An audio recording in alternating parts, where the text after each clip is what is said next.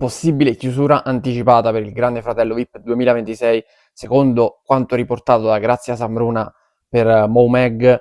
il reality di Canale 5 rischia addirittura di non arrivare neanche ad un mese di durata, o giù di lì, quando comunque erano già previste soltanto 6 settimane. Prima di addentrarmi nel discorso, vi ricordo, qualora avesse piacere nel seguire i miei video, di iscrivervi al mio canale YouTube Daniele Forsinetti e magari anche di lasciare un like proprio a questo video. Allora, io già avevo fatto dei commenti relativi a questa edizione del programma, in particolare sottolineando che la partenza sia stata molto molto buona a livello di contenuti e di struttura del programma, ripeto, non di ascolti, perché io il video l'ho fatto appositamente prima degli ascolti per non farmi influenzare e condizionare, e continuo a dire che le puntate, per come strutturate e per come vengono realizzate, secondo me sono tipicamente da Grande Fratello VIP. Non è così diverso rispetto a quello che abbiamo visto nel 2016, nel 2017, parlando semplicemente di Grande Fratello VIP. Per me siamo molto molto vicini, tant'è che ci sono anche alcuni concorrenti che sono gli stessi, per esempio Antonella Elia e Adriana Volpe ci sono stati già nel 2020, ma se lì si può parlare magari eventualmente di minestra riscaldata, ci sono tanti altri concorrenti che secondo me si stanno mettendo in mostra e stanno facendo il loro. Il grande problema, se dovesse effettivamente arrivare questa chiusura anticipata della quale si parla in queste ore e per la quale potrebbero essere decisivi i prossimi appuntamenti di venerdì, ma anche di martedì 31 marzo, quindi fondamentalmente entro la fine di marzo dovremmo sapere il destino del programma. Io credo che sia un problema di conduttrice, Ilari Blasi o chiunque altro ci sia stato, magari anche Simona Ventura per quanto riguarda il Grande Fratello in versione NIP che si è svolto in autunno, o di concorrenti, di cast, perché secondo me il cast, questo è stato azzeccato, anche quello NIP non era malaccio, perché comunque hanno creato diverse dinamiche, poi forse si sono un po' persi nell'alimentare sempre le stesse, dal mio punto di vista, però il Grande Fratello è questo, e se non riesce più a decolare e a spiccare come faceva prima, probabilmente non è più un programma da prima serata di Canale 5. A questo punto penso che ci sia bisogno proprio, innanzitutto avrebbe avuto bisogno di una pausa, non sarebbe dovuto andare in onda a marzo, in un momento in cui il Grande Fratello è in crisi, e non parliamo quindi di qualche anno fa quando avevano proposto una versione VIP in autunno e NIP in primavera, ma siamo in un momento di difficoltà evidenziato nettamente dagli ascolti che sono calati costantemente nel corso degli ultimi anni. A questo punto penso che, come hanno detto in molti e come ho detto anche io, il problema fosse soprattutto che questo programma non abbia avuto una pausa. Secondo me avrebbe avuto bisogno di una pausa anche abbastanza lunga, quantomeno di una stagione televisiva, se non di due, quindi 1 o 2 anni fermo, senza proporlo, 1 anno e mezzo quantomeno, e poi riprovare a riproporre il format. Così invece, col contesto negativo che si era creato per delle accuse che sono state mosse al conduttore precedente e anche al programma, insomma, a quello che c'era intorno al programma, e un Grande Fratello NIP non andato benissimo, chiuso in maniera abbastanza mesta, a pochi mesi di distanza riproporre anche la versione VIP è stato un po' un azzardo, lo sapevamo tutti, è stato un dentro fuori, e se dovesse esserci la chiusura anticipata, io credo che potrebbe essere anche la pietra tombale sul programma. Poi, per carità, sappiamo benissimo che i programmi hanno un ciclo vitale particolare e potrebbero essere tranquillamente riproposti dopo qualche anno, non è detto che un programma che, se viene chiuso definitivamente, in un momento poi non venga riproposto. Guardiamo Scherzi a parte, sembrava essere un format morto, infatti con Enrico Papi non aveva spiccato chissà quanto, non aveva brillato particolarmente. Adesso con Max Giusti ha fatto il botto. Innanzitutto è la collocazione anche a fare la differenza, perché lì mi ricordo che lo facevano domenica, qui lunedì, che è una serata anche più agevole dal mio punto di vista. E poi il cambio alla conduzione, che forse non è stato fondamentale, non lo so, perché non credo ci sia tutta questa differenza tra Enrico Papi e Max Giusti. Poi ovviamente questo al di là di simpatie o antipatie personali, però il punto è che il programma potrebbe essere anche accantonato, ma non è da escludere poi che eventualmente venga riproposto nel corso dei prossimi anni. Ad oggi è certo che è una grande sconfitta e gli ascolti lo dimostrano, siamo sotto ai 2 milioni, quando invece comunque prima c'erano oltre 2 milioni di spettatori, la puntata si allungava,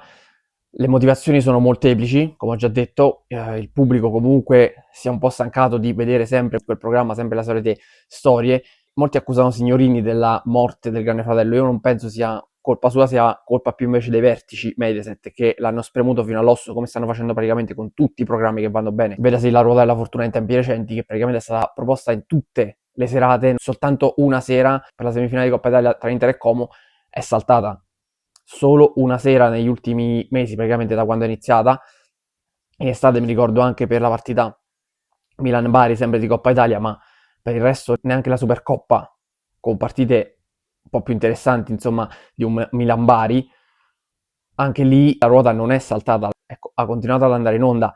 e qui la stanno spremendo fino all'osso. Il Grande Fratello è stato spremuto fino all'osso con appuntamenti bisettimanali che io ho sempre ritenuto superflui, onestamente, perché basta soltanto un appuntamento a settimana come praticamente per qualsiasi altro tipo di programma e tra l'altro fatti per 6 mesi. Poi ovviamente non sono stati fatti 6 mesi sempre costantemente con 2 appuntamenti settimanali, però ci sono tante cose che incidono. Lo spostamento del giorno, perché molto spesso è stato spostato il giorno anche ad edizioni in corso. Il giorno designato di solito era il lunedì, qui siamo partiti col martedì ed è una serata diversa. Poi io credo che comunque qualora lo mettessero al lunedì non cambierebbe più di tanto la sorte, insomma, del programma in questo momento. Però anche quello l'ha condizionato e per me ha pesato moltissimo il fatto di allungarlo fino a 6 mesi, quasi 7 mesi per più edizioni. Secondo me è stata veramente una roba troppo, troppo, troppo pesante e quegli allungamenti per le 4, 5, 6 edizioni consecutive hanno portato poi il pubblico ad allontanarsi perché giustamente le persone non possono stare a seguire 2 appuntamenti settimanali ogni volta e poi appuntamenti che durano tantissimo, iniziano tardi e questo è un altro fattore perché già con Striscia la Notizia comunque la prima serata iniziava alle 10 meno un quarto, adesso siamo andati proprio ad un orario folle per la prima serata, che sono le 10 di sera. Poi potete dire anche che in Spagna funziona così, altrove funziona così, non mi interessa, perché in Spagna può funzionare lì e magari può andare anche bene, nonostante pure lì ascolti il Grande Fratello non è che decollino particolarmente. Però in Italia le cose sono state molto diverse nel corso degli anni, non dico che si debba tornare a far iniziare la prima serata alle 21:15 come fa Sky 1 e secondo me sarebbe anche ottimo, però quantomeno 21:30, 21:35 sarebbe l'orario probabilmente migliore e più normale, più logico per una prima serata. Alle 10 fondamentalmente molta gente già finita o la ruota o quello che vedono magari affari tuoi non ho idea, già spengono se vedono la televisione generalista, perché comunque la gente ha da fare il giorno dopo, la puntata poi tra l'altro non è che duri poco, finisce all'1:30,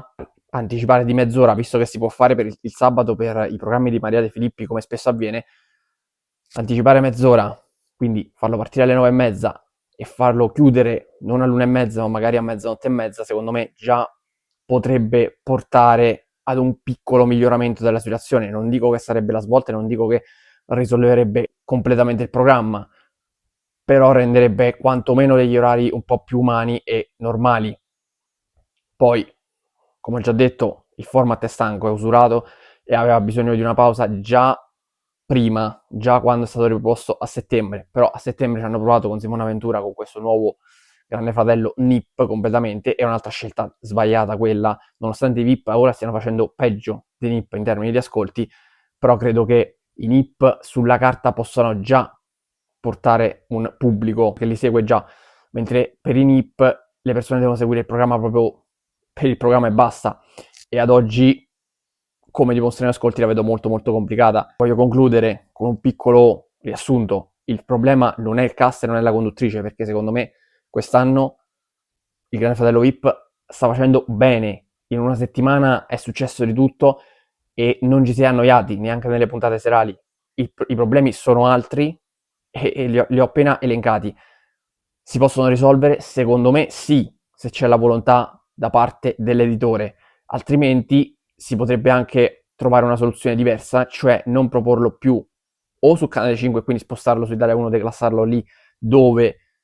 un 10% che so di ascolti, perché comunque Italia 1 è meno vista di Canale 5, quindi non si può pretendere magari un 15, però un 10, 9, 8% di share per il Grande Fratello sarebbe buono, buonissimo per Italia 1, oppure Mediaset dovrebbe lasciar perdere il format e magari questo potrebbe essere ripreso da altri editori o magari da qualche piattaforma che potrebbe veramente dare nuova linfa al programma in maniera diversa. Questa è la mia idea e la mia possibile soluzione, nonostante Mediaset volendo potrebbe anche tentare altre strade per risollevare il programma, qualora ovviamente non ci fosse nulla da fare neanche in quel caso, sarebbe opportuno lasciar perdere. Vedremo cosa succederà e soprattutto innanzitutto dobbiamo vedere se ci sarà questa fantomatica chiusura anticipata di questa edizione, come è avvenuto con The Couple l'anno scorso, e mi dispiacerebbe molto soprattutto per Ilari Blasi, che pagherebbe di fatto degli errori non suoi in questo contesto. Per oggi è tutto, vi do appuntamento alla prossima puntata di Forzinet. Ciao a tutti.